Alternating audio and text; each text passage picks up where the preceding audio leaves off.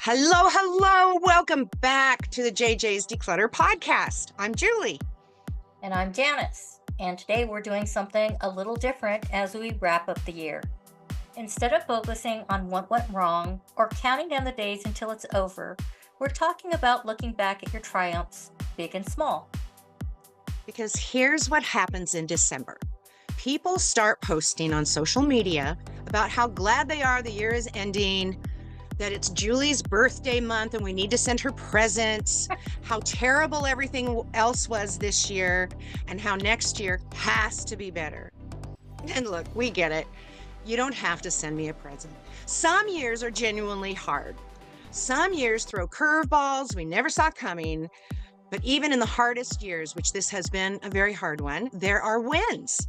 There are moments of growth and small victories, things we accomplished that we're not giving ourselves credit for. And today, we want to help you find those wins and celebrate them. This isn't about toxic positivity or pretending hard things didn't happen. It's about balance.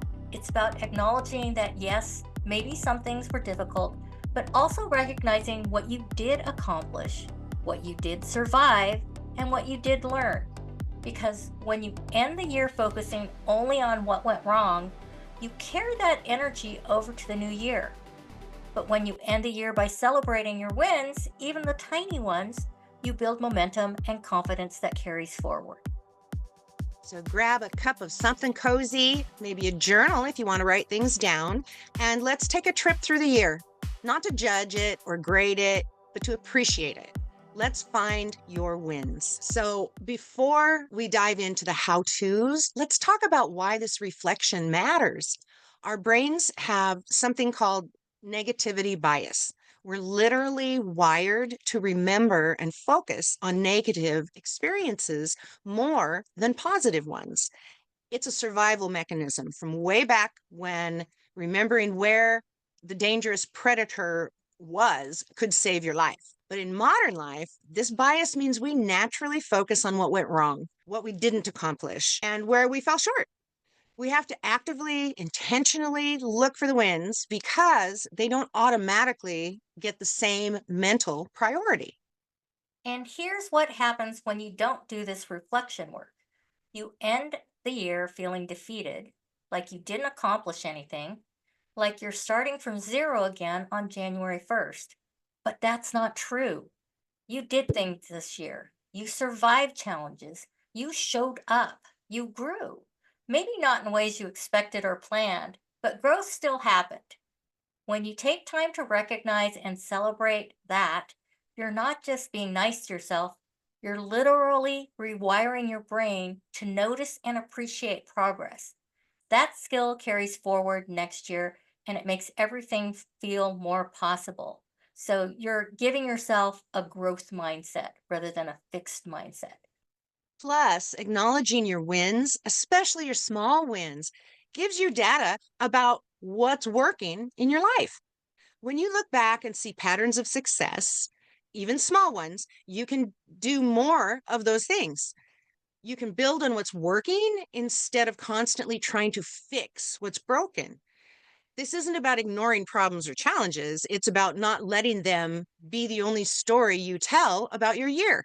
So let's talk about a year in the review framework. So we're going to break this into categories. And category one is home and space wins. Because it's near and dear to our hearts, your home and physical spaces are important to you. So think back through the year. Did you declutter any areas? Maybe you finally tackled that junk drawer or cleared out your closet, or you donated bags of stuff you weren't using. Those count. Did you deep Mm. clean any spaces? Did you organize a specific area? Even if the rest of your house is still cluttered, that one area you dealt with is a win. Write it down, celebrate it. Absolutely celebrate it. Dance of joy. Maybe you didn't do a big decluttering project, but you maintained spaces better than previous years. Maybe you started doing the 5-minute evening kitchen wrap up we talk about, and your mornings are calmer as a result. Maybe you got better at dealing with mail immediately instead of letting it pile up. These small habit changes are huge wins. Even though they don't feel dramatic, they are. Or maybe you made your bed more consistently this year, or you kept your car cleaner, or you finally got that thing fixed that's been broken for ages. Here's something people don't think to celebrate. Sometimes the win is not accumulating more clutter. If you resisted impulse buys this year, then you should be celebrating it. Maybe you stopped bringing home every free thing offered to you. Maybe you started thinking before accepting hand me downs. Those are wins. Preventing clutter is just as important as removing clutter. And if Mhm. you're sitting here thinking, but my house is still messy, stop right there. We're not comparing to some imaginary perfect standard. We're looking at what improved, even by 1% from where you were. Just 1%. Also, think about what you learned about yourself and your space this year. Maybe you figured out why certain areas keep getting cluttered. Maybe you identified your clutter triggers. Maybe you realized you're an emotional accumulator and that awareness alone is a win because now you can work with it. Knowledge is progress. Understanding is a triumph. Give yourself credit for the insights that you gained, even if you haven't fully solved everything yet. So let's go on to category two, personal growth and habits. This is where we often shortchange ourselves the most. Think about habits you built this year and even small ones. Did you start drinking more water, taking vitamins more consistently, getting to bed earlier? These aren't flashy transformations, but they're you taking care of yourself. That matters. Did you start any practices like journaling, meditation, movement, prayer? Even if you weren't perfect at them, the fact that you started something is worth celebrating. Also, think about boundaries you set this year. Did you say no to something you would have forced yourself to do in the past? Did you speak up for yourself? Did you reduce time with people or situations that drain you? Boundaries are some of the hardest wins to recognize because they often feel like you're being mean or letting people down. But healthy boundaries are actually one of the biggest indicators of growth and self respect. Even if you set one boundary this year, that's a triumph. Absolutely. So, what about learning? Did you learn any new skills, even small ones? Maybe you figured out a feature on your phone you've been confused by. Maybe you learned to cook a new recipe. Maybe you took a class or watched tutorial videos on something you were curious about. Learning keeps your brain healthy and engaged, and every bit of new knowledge or skill is worth acknowledging. And this applies to emotional learning too. Did you learn something about yourself this year? About your triggers, your needs, your values, your patterns? That's profound growth. And a big one that people often overlook is, what did you survive this year? And I mean that in the most compassionate way possible. Some years, survival itself is the triumph. If you went through grief, illness, job loss, relationship challenges, financial stress, or any other major difficulty, and you're still here, still functioning, that's not just surviving, that's resilience, that's strength. That's a win that deserves to be honored. You carried yourself through hard times. You got up day after day, even when it was difficult. And that counts. That matters. So give yourself grace and give yourself recognition. Absolutely.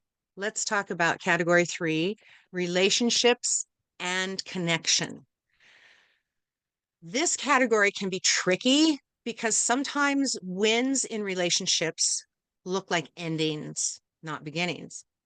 Did you nurture any relationships this year? Maybe you made time for friends you care about. Maybe you had meaningful conversations with family members. Maybe you were there for someone going through a hard time. Being a good friend, family member, or partner takes effort and intention, and those moments of connection are worth celebrating. But also, did you end or change any relationships that weren't serving you? Sometimes the win is recognizing that a friendship has run its course or that a family relationships need different boundaries, or that a romantic relationship isn't healthy. Walking away from or adjusting relationships that drain you or harm you is brave, even though it's painful. If you made hard relationship decisions this year, that's a triumph in choosing yourself and your well being. Did you ask for help this year? This might seem like a weird thing to celebrate, but asking for help when you need it is a huge sign of emotional maturity and self awareness. If you reached out to a friend, a therapist, a support group, a coach, or anyone else when you were struggling, that's a win.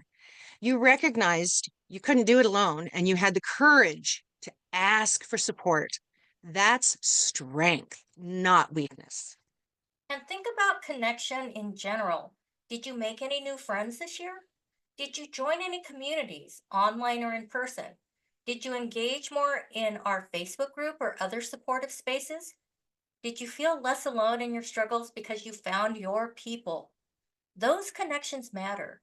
Building community and finding your tribe, even in small ways, is something to celebrate. It truly is. Category 4, let's look at work and money. So we're going to find some professional and financial wins here. Two areas where we're often really hard on ourselves. Did you keep your job through a challenging year? That's a win. Did you learn new skills at work? Get positive feedback? Complete difficult projects? Handle workspace or workplace challenges with grace? These all count. And if you lost a job or changed jobs, the win might be in how you handled that transition, what you learned about yourself, or the courage it took to make a change. For those of us who work from home or run businesses, the wins might look different. Did you show up consistently? Did you serve your clients or customers well? Did you learn something about running your business? Did you invest in yourself through courses, coaching, or resources? Every step forward in building or maintaining your work, whatever it looks like, deserves recognition. On the financial side, this isn't about how much money you made, it's about your relationship with money and the small steps you took. Did you start tracking your spending? Did you pay off any debt, even if it was just a little? Did you build any savings, even if it's not as much as you wanted? Did you resist impulse purchases more often? Did you have hard conversations about money with your partner or family? Financial progress comes in all sizes, and every bit of it matters. And here's one we don't talk about enough. Did you survive financially through difficult circumstances? If you kept food on the table, kept a roof over your head, and kept the lights on through job loss, unexpected expenses, or reduced income, that's not just getting by. That's resourcefulness. That's resilience. That's creative problem solving. Give yourself credit for the financial challenges you navigated, even if you're not where you want to be yet. Absolutely. Category 5 is health and well being. Health is such a complex category because there's physical health, mental health, emotional health, and sometimes wins in one area come at the cost of another. And that's okay. Did you take care of your physical health in any way this year? Maybe you went to doctor appointments you'd been putting off. Maybe you started moving your body more, even just taking short walks. Maybe you improved your sleep slightly. Maybe you drank less alcohol or quit smoking. Any step toward taking care of your body is a win. Mental health wins are just as important. Did you start therapy or counseling? Did you find medication that helps? Did you develop coping strategies for anxiety or depression? Did you recognize when you needed support and actually reach out for it? Did you reduce your exposure to news and social media that was affecting your mental health? I did. These are all wins. Taking care of your mental health in a world that's not always supportive of that is brave and important. And sometimes the win is simply awareness. Maybe this year you learned what triggers your stress or anxiety. Maybe you learned what helps you regulate your emotions. Maybe you learn to recognize when you're heading toward burnout and need to pull back. That self awareness is the foundation for making changes. So even if you don't feel like you've fixed everything, the understanding itself is progress worth celebrating. So, how to celebrate your wins? You've been reflecting on your year and hopefully identifying more wins. Now what? How do you actually celebrate them in some way that feels meaningful? First, write them down. There's something powerful about putting your wins on paper or typing them out. They become more real, more solid. You can look back at them when you're having a hard day and remind yourself of what you've accomplished. Share them with someone who will genuinely celebrate with you. This could be your partner, a friend, a family member, or even our Facebook community or our online community. Sometimes we downplay our wins because we think they're not that big of a deal.